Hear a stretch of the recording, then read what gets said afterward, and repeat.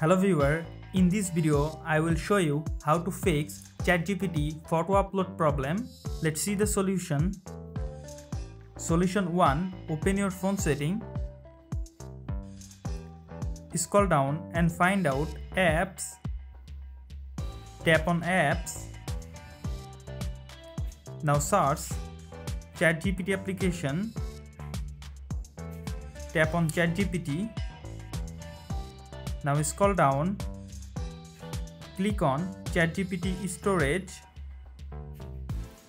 Now from the lower right corner, clear cache data from ChatGPT app. Now go back and follow the next step. Open Google Play Store. Tap on search icon. Now search ChatGPT.